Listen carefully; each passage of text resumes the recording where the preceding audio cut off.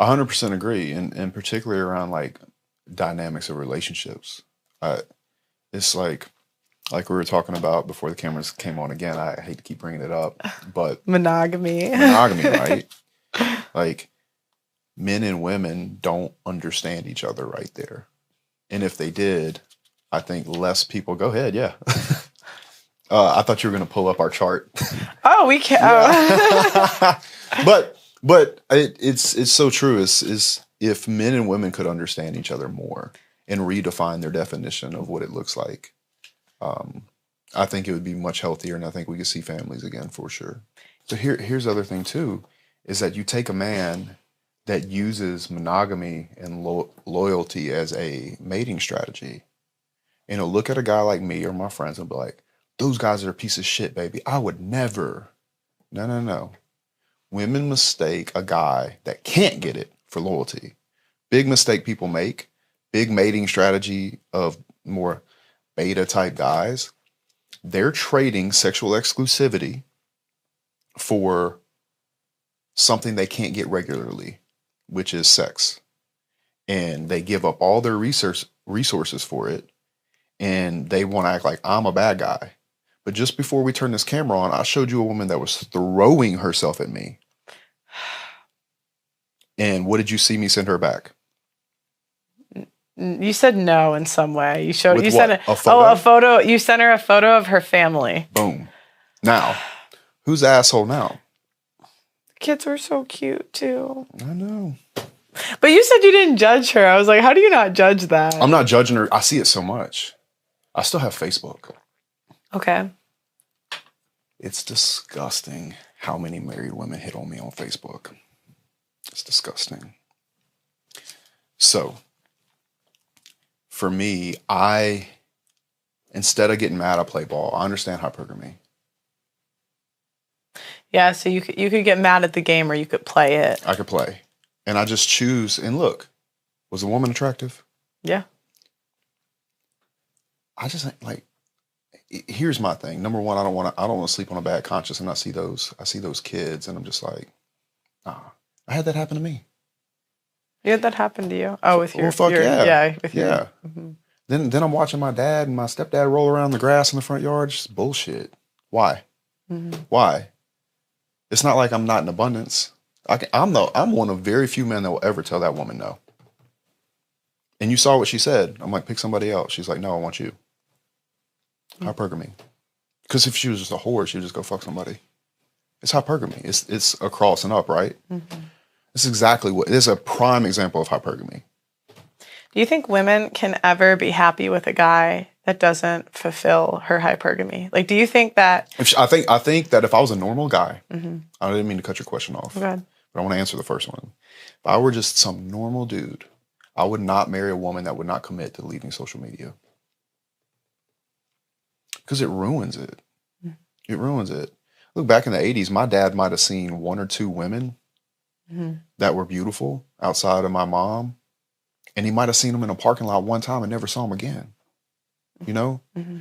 And so in that way, it made things a lot easier for people. I don't think it's easy for women. Because women, either they marry a normal guy and they get flooded with every guy that is statistically better than them in some way. Mm-hmm. And they are naturally hypergamous by their primal needs, right? So I'm not out here saying like women are shit.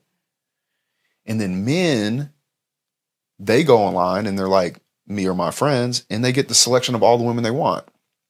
Mm-hmm. And I might sleep with said person, but I'm probably not going to wife her up because my inbox is full of it.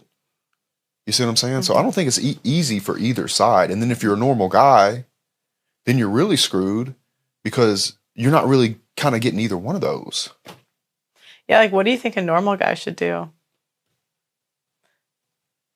to avoid being the husband? I don't think it's about not being a husband or not. No, I meant avoid being the husband. I think you can be a husband without being married, first of all. I'll say that. Okay. Like if you have children and you love somebody, I believe in love fully and also believe in family fully. Mm-hmm. So if I had kids in a family, I would take care of them fully. She would be retired. Should have a very large house and be set. if I was a normal guy, I would try to find a scenario where I could be the hero, because no man wants a woman that he can't save from a castle and dragon. The reason you and your brother get along more is because you respect the fact that he's out there working. Like, you're showing more respect to him. Mm-hmm. If the man cannot get admiration for the hard work that he's doing, it's no longer worth it. It's the beautiful thing about love. I completely believe in love. If a man can't be with a woman where she's like, I really appreciate everything you're doing to protect, to provide, you are our hero, it's not worth it for the man at all. It's simply not. So what I would do, number one, is I always say this, is if you were living in Indiana and you were 5'10", you can still get jacked. You can still work on your style. You can still get a damn good job or start a small business. And you can be the fucking man in your little small town in Indiana. Like, the man. And then ideally you would have either a joint social media or none at all. And that way you don't have to put your wife in that position of seeing all the competition that's out there, because it's only natural that it's going to feel that way. So that's what I would do, personally. And if she said you were controlling, a woman only calls a man controlling when she doesn't want to be inside the frame of that man. I've never had a woman call me controlling, ever. Like, hey, what's your Instagram? That's Boom. so true. It's absolutely fucking true. That's so true. Like, a girl's not gonna... A girl, no, because all she wants is to be with you. You saw that other message I showed you. Yeah. Especially when, like, the guy has all the leverage. It's like, what, you're gonna argue and what? But here's the point of the matter, though. Mm-hmm. Let's say I say yes to that girl I sent the photo of her family to. Mm-hmm. I would have all the leverage then. She knows that damn good and well when she's going in. Women will go into a relationship knowing the man's got all the leverage. That's what they want. They want to look up to the man. Mm-hmm. Respect equals love with a woman. They want to respect you. They could fucking hate you and still sleep with you. They could hate you and be in love with you. I've had many, many, many women madly in love with me, screaming, I hate you. It's closer to love, isn't it? Yeah. Yeah. Because indifference is what you should worry about if you're a man. Oh, that's so true. Yeah.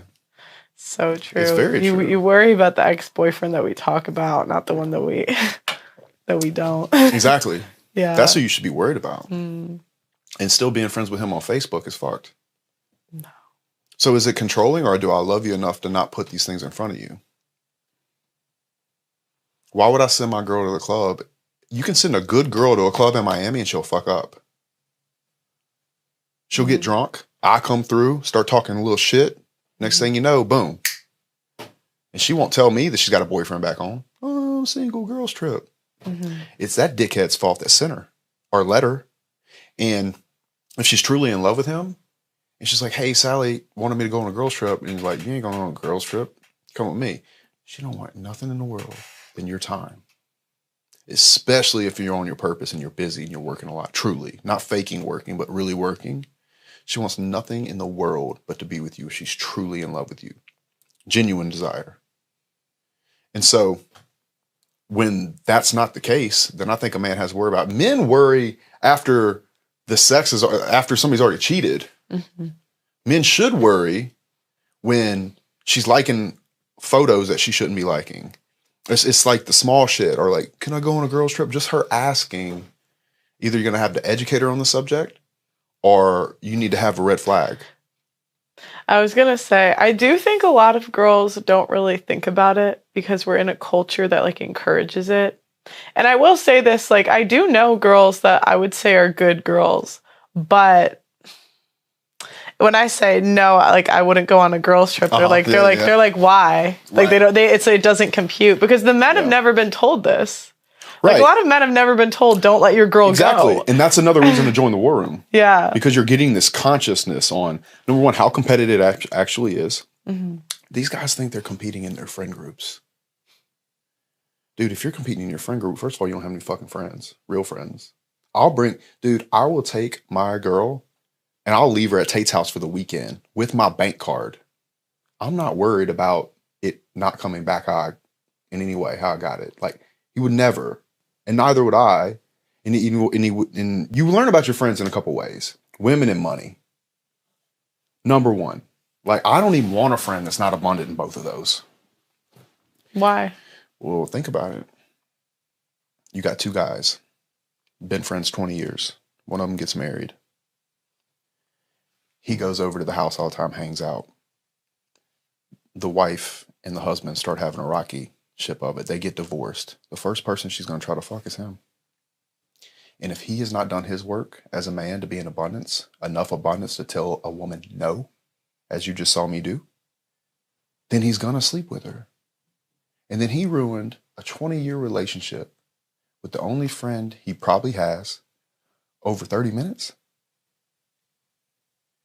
Values and ethics come long before you actually need them. So if that guy was taking care of his business, he would have been in enough abundance to tell that woman to kick rocks. So much so that he would have easily traded out the sex for how proud he was of the honor that he showed to his friend. And many men cannot do that. And many friendships get wrecked over a divorce or a breakup that ends up with some guy fucking his buddy over. He's been friends with him for 20 years because he doesn't work hard enough on himself to have women of his own. And so, no, I don't trust a man that doesn't get women. And I certainly don't trust a man that doesn't have money, because it will come up and he will fuck you. Not because he's a bad man, because he's a desperate man. What do you mean it will come up? So if you're with your buddies and a money situation comes up, or it could be as simple as, how come every time we go out, I catch the bill and nobody else helps? You know? Or, hey man, I need a loan, or all these other things. Or if you go into a business with somebody, you find out around money, for sure. And women. I think women probably come up even more. I was just thinking about the money thing, because that switched for me. How many times you covered the bill with your friends? No, I had a friend like steal from me. I had to it was actually, that's what I was thinking when you said that. I was like, wow, that did happen. But you have to pre-qualify now. Yeah. You know? And one thing I pre-qualify with is money, women. You know? Because if you go off to take a piss, if Sterling Cooper goes to take a piss and we're at a restaurant, the first thing I do is look at the girl he's with and say, how the fuck did you get Sterling Cooper? First thing. Like, that's just how we run our offense. You know? In regards to money, same thing. Like, I don't want to think that I'm going to pick up every bill. The biggest game that we play between the five of us that hang out is who can act like they're going to take a piss and pay the bill behind everybody's back. Gotcha, bitches. Like, I literally do it all the time. I'll go to do it, and somebody would have already done it 30 minutes ago, or vice versa. And like, that's the kind of stuff you want to do with your boys, you know? Or being degenerate, riding through the mountains in supercars and like those types of things. Or if you don't make a ton of money, you know, maybe you go on a hunting trip or do whatever. I'm not shitting on that. I've had that life. It's wonderful. There's a fulfilling life out there. I think social media makes a lot of people unhappy because it's all the gap between expectation and reality. That's what I think happiness is, just the gap between expectation and reality. And that's also why I find a lot of women are unhappy. If that woman that sent me that message that I showed you, if she were not on social media, she would not be comparing me to her husband. She would not be comparing her life to my life. And for that reason, she wouldn't be trying to monkey branch. She wouldn't know who you were. That's right. And she'd be happy. Or she would. She would have met me because she came on that project. But it wouldn't matter. Because there'd be no follow-up. There'd be no follow-up. Never see him again. It'd be like 1980s, right? Right. I saw this guy one time. God, that son of a bitch was handsome. Nice house. But that'd have been it. No way to get in touch, for sure. And that's why you won't date any girl seriously that won't come off of social media. Or at least I have the password. Yeah. Yeah, why would you? No, I think that makes sense. Right. And I think a lot of times, like, men are told they can't have standards for everything. Yeah. But it's like with you guys, what is you'll just move on to the next. Yeah, easy. Easy. And they know that. And so it's not even a power trip thing to me. It's like, okay, am I going to lead this or are you going to lead this? Because if you're going to lead this, you're going to lead this with another man. But here's a news flash for you. When that other man lets you lead, you're going to lose respect for him, and then you will be calling me.